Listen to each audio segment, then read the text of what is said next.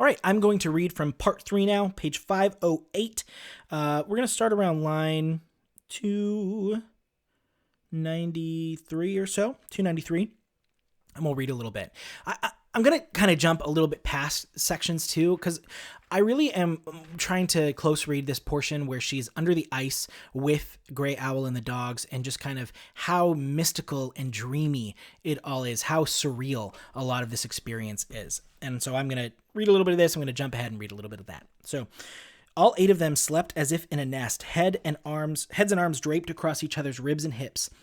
And it was, said Anne, the best and deepest sleep she'd ever had, the sleep of hounds, the sleep of childhood, and how long they slept she never knew, for she wasn't sure later how much of their subsequent time they spent wandering beneath the lake, and then up on the prairie homeward again. But when they awoke, it was still night, or night once more, and clearing, with bright stars visible through the porthole, their point of embarkation, and even from beneath the ice, in certain places where, for whatever reasons, temperature, oxygen content, wind scour, the ice was clear rather than glazed. They could see the spangling of stars, though more dimly and strangely, rather than seeming to distance them from the stars. This phenomenon seemed to pull them closer, as if they were up in the stars, traveling the Milky Way, or as if the stars were embedded in the ice. This is so dreamy and weird and mystical, and they have this relationship where, wow, we're really close to the stars in space, and this idea of this deep and abiding sleep, right? She is one with nature in some sense here, right? She is enclosed in the loving arms of this lake, almost, that is keeping her warm, keeping her safe. She is surrounded by these dogs.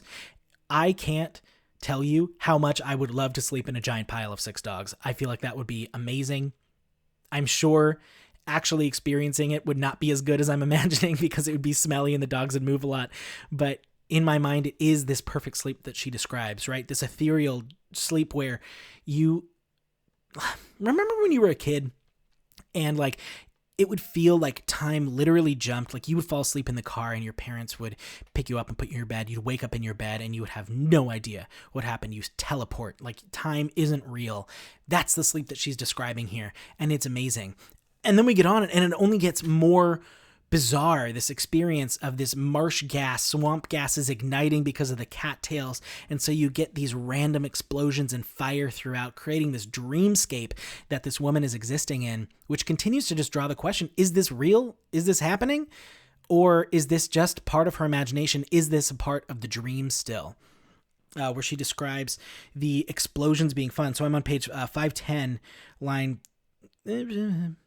355 or so, and sometimes a spark from the cattails would ignite one of those, and all around these little pockets of gas would light up like when you toss gas on a fire, these little explosions of brilliance like flash bulbs, marsh pockets igniting like fallen dominoes or like children playing hopscotch, until a large enough flash pocket was reached, sometimes 30 or 40 yards away from them by this point, that the puff of flame would blow a chimney hole through the ice, venting the other pockets, and the fires would crackle out, the scent of grass smoke sweet in their lungs, and they could feel gusts of warmth from the little flickering fires, and the currents of the colder, heavier air sliding down through the new vent holes and pooling around their ankles. First of all, that's a very long sentence. I didn't realize that until I just read it. And the length of that sentence wraps you in, right? It becomes this narrative that you are experiencing now along with her. And it reminds me of, there's a phenomenon called will-o'-the-wisp. I can't remember the other name for it. But anyway, the will-o'-the-wisp is this kind of mystical fairy fire, was another name for it, that happens out in marshes like this. This does happen. This is real. This is not just fake, right? Where you have swamps that have these methane gases that build up and then they ignite, and you could see it in the distance. Oftentimes it was associated with false fire, right? Letting you think that maybe there was a person there, but then as you go and try to get that person for help, if you're lost in the woods or whatever, you get stuck in the swamp and you die. That was another kind of way that this concept was used. But in this case, it's obviously something more magical and mystical without that added sense of danger. All of this all together, just adding to this ethereal, I keep saying ethereal, it means otherworldly experience that she is having beneath the ice with these dogs, and how bizarre this is, and what her relationship with nature is like, is mixed in with these dreamy, half surreal, half reality things. Maybe it all happened, but you're never really sure. Okay, hopefully that was helpful. I'll see you guys in trees.